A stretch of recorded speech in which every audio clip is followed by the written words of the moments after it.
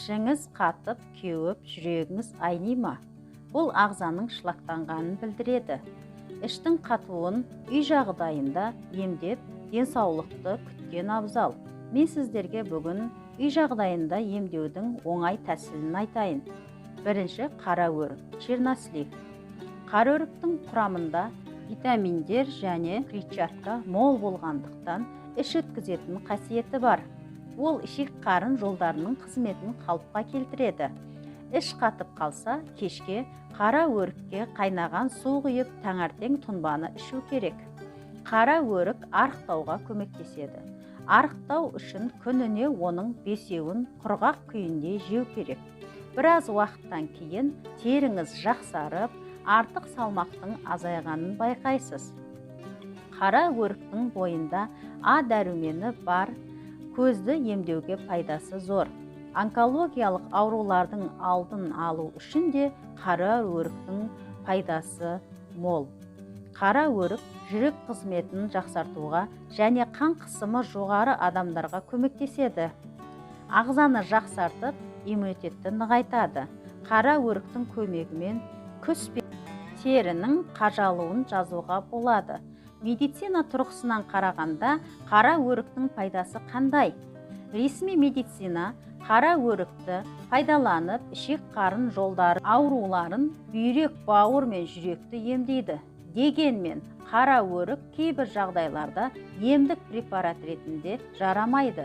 Мысалы, семіздікпен, диабетпен ауыратын адамдарға қара өрікті жеуге болмайды. Сондай-ақ бала емізетін аналарға, кішкентай балаларға жеуге болмайды. Себебі оның әсерінен асқазан ауруы мүмкін. Екінші өнім құрма. Құрма Құран аяттарында көп кездесетін жеміс түрі. Алла тағала Құранда ерекше мән берген бұл жемістің химиялық құрамын зерттеген кезде көптеген пайдалы заттар анықталды.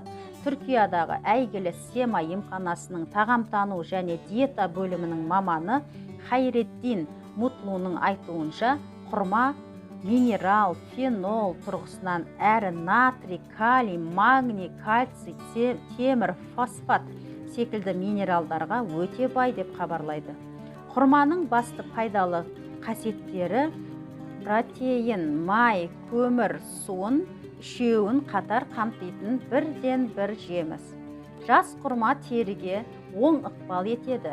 Жүктілік пен күнге күйеуден түскен дақтарды кетіреді. Құрамындағы темір қан аздыққа пайдалы. В1, В2 дәрумендердің қатар кездесуі бауырды сауықтырады. Тамақ ауруға, жөтелге пайдалы. Қатерлі ісік, рак ауруынан сақтайды. Жүрек қан тамырларына таптырмайтын ем. Құрамында фосфор мен кальцийдің молдығы сүйек ауруларынан қорғайды. Жүйке жүйесінің шаршауын басады. Мидың жұмыс істеу қабілетін күшейтеді. Ас қорытуға пайдалы. Татымдылық қасиеті жоғары. Балғын құрманың бойында 60-65%, кепкен құрманың бойында 75-80% қант болғанына қарамастан адамды семіртпейді. Құрманың сыртында ерімейтін қабығы бар. Олар ішектің жұмысын жақсартады. Құрманың клетчаткалары тоқ-ішек рагын, геморрой, дивертикулитті, іш қатуды тоқтатады. Құрма сусыны ішекке өте пайдалы. Құрамындағы антиоксидант ішектің суығын алады. Ішекте пайдалы микрофлоралар пайда болады. Иммунитет көтеріледі. Ас қорыту жақсарады. Енді бізге іш қатуды емдеу үшін 150 грамм кепкен құрма, 150 грамм қара өрік, екеуін жақсылап жуып, сырлы ыдысқа саламыз. Үстіне 1 литр ыстық су құйып, 15 минут жай отта қайнатып аламыз. 1 сағат суытып, шыны банкыға құйып, холодильникте сақтаймыз. Күнде азанда 1 ас қасық осы сусынды ішіндегі құрма мен қара өріктің етімен қосып, 1 ас қасық ішеміз. Осы сусын таусылғанша күнде азанда осылай қайталаймыз. Бұл тәсілді жылына 2 рет қайталасаңыз болады. Бұл іш қатуыңызды кетіріп, иммунитетіңізді көтеруге көмегі мол. Егер де ақпарат сізге пайдалы болса, лайк басып, комментарий жаза кетіңіз.